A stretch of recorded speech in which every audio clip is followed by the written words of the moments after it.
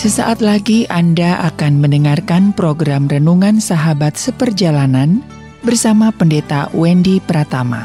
Selamat mendengarkan.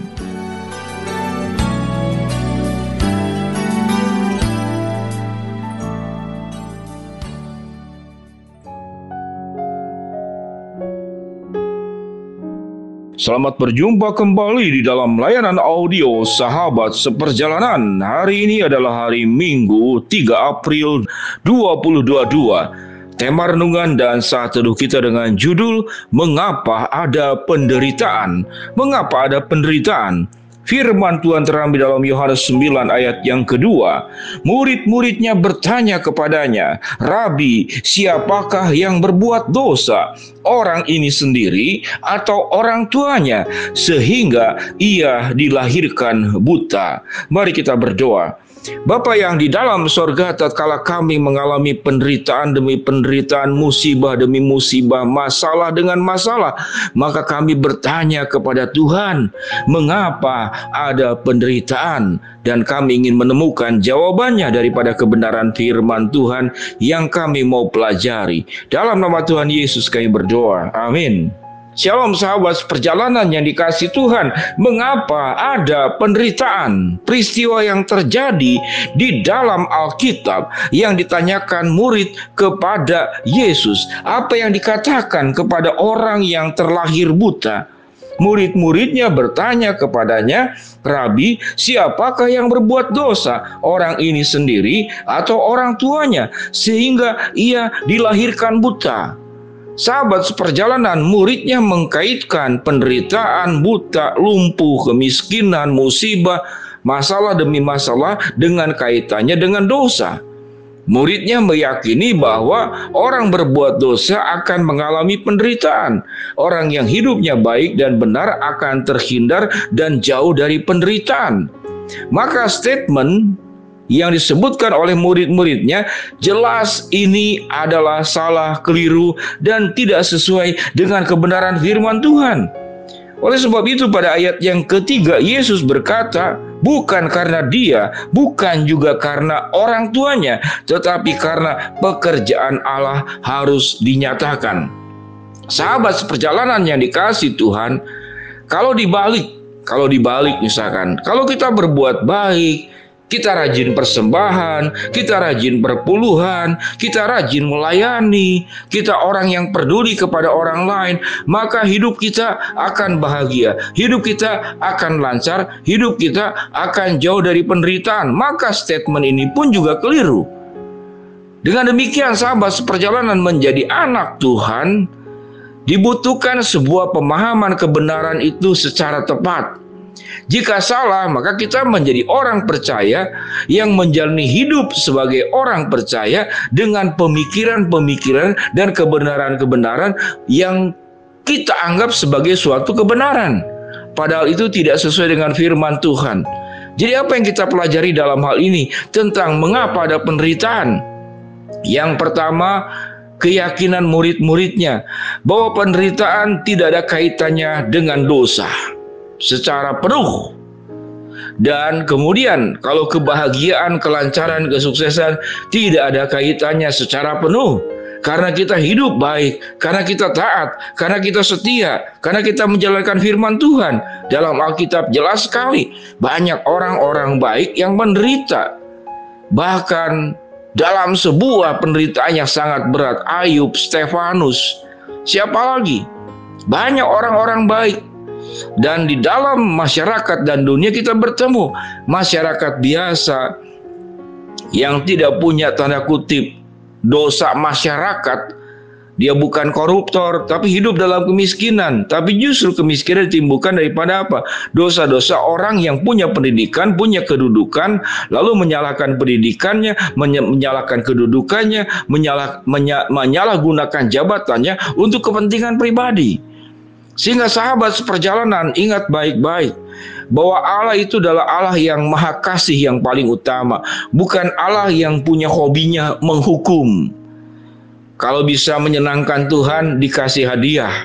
Kalau tidak taat kepada Tuhan, dihukum. Tuhan tidak berorientasi tentang hadiah ataupun tentang hukuman.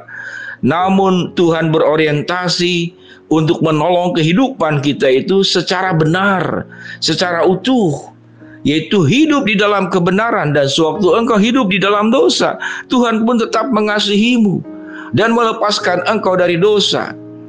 Jadi sebetulnya dosa manusia itu, hukuman dosa untuk perbuatan yang dilakukan dosa manusia yang terdahulu, sekarang yang akan datang, itu sudah ditebus, sudah dibayar lunas oleh kematian Yesus di atas kayu salib. Jadi sewaktu kita berbuat dosa setelah percaya kepada Yesus, maka Yesus dalam pikiran dan kehendaknya Yesus bukan kemudian menghukum, tapi bagaimana dirimu kembali kepada jalan yang benar. Dan sewaktu engkau berbuat baik, memuliakan Tuhan dalam hidupmu, bukan juga dengan menghadiahi sesuatu sesuai dengan kapasitas berapa banyak kebaikan yang kau buat. Tidak juga demikian. Karena kita paham, orang yang akan masuk surga karena percaya kepada Kristus, tidak ada tingkatan surga. Tingkat 1, tingkat 2, tingkat 3, tingkat 4, tingkat 5, tingkat 6, tingkat 7. Tingkat 7 itu orang yang sangat spektakuler berbuat kebaikan. Kalau tingkat yang paling dasar yang 1 itu baru belajar kebaikan. Kebaikan yang dibuat seumur hidupnya itu cuma sedikit. Allah tidak mengenal tingkatan apa? Tingkatan hadiah yang diberikan. Allah pun tidak mengenal tingkatan dosa. Semua dosa adalah dosa. Semua dosa membawa kepada kematian dan maut, sekalipun kecil. Tapi dosa sebesar apapun tetap diampuni dengan cara Tuhan mengampuni cara yang sama kepada dosa sekecil apapun. Sahabat seperjalanan, dari jabaran-jabaran yang dijelaskan tadi, semoga sahabat seperjalanan menggugurkan konsep-konsep yang keliru yang selama ini. Konsep pertama, kalau orang itu mengalami musibah, cacat, lumpuh, miskin, sakit, penyakit, itu diakibatkan dosa dia atau orang tuanya. Tidak demikian. Kalau kita berbuat baik, kita melakukan perkara-perkara yang luar biasa, yang spektakuler, kemudian kita dihadiahi oleh Tuhan, masuk nanti kalau ke surga dapat langit ke-7, atau Tuhan balas di dalam dunia ini dengan mengatakan kalau engkau memberikan 10, Tuhan akan berikan 10 kali lipat. Bukankah Tuhan itu bisa membukakan tingkap-tingkap langit? Kita kemudian menyalahi pemahaman tentang perpuluhan itu dengan Tuhan yang suka balas-balasan. Tidak demikian. Kalau Tuhan mau memberkati engkau, engkau belum berbuat yang terbaik pun, Allah bisa memberikan. Dan sewaktu engkau berbuat yang terbaik lalu Allah memberikan, itu pun bukan karena engkau sudah berbuat baik, tapi karena itu kehendak Allah. Hak prerogatifnya Tuhan untuk memberi kepada siapa yang Dia ingin memberi. Itulah Tuhan yang kita percaya. Sehingga mari kita menggugurkan konsep-konsep yang keliru, yang kemudian kita bertanya, dari mana penderitaan? Sama seperti murid, jangan-jangan dari dosa kita. Tidak. Penderitaan itu memang dari dosa awal Adam dan Hawa. Namun Tuhan sudah menebusnya di dalam pribadi Kristus di atas kayu salib. Suatu engkau berbuat dosa, orientasinya bukan lagi hukuman. Orientasinya adalah itu kemudian menyedihkan dan mendukakan hati Tuhan.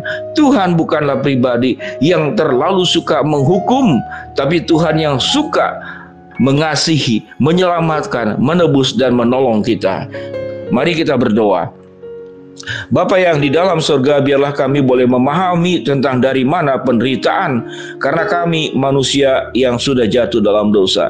Karena kami manusia dan kami bukan Tuhan, bahwa penderitaan-penderitaan yang ada itu adalah karena kami berada dalam dunia yang tidak sempurna ini.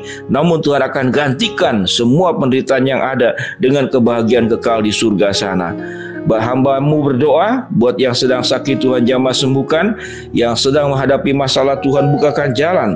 Yang sedang memohon berharap sesuatu, Tuhan akan kabulkan sesuai waktu, rencana dan kehendak-Mu. Dalam nama Tuhan Yesus kami berdoa, amin. Shalom sahabat seperjalanan yang dikasihi Tuhan. Happy Sunday. Tuhan memberkati kita semua, amin.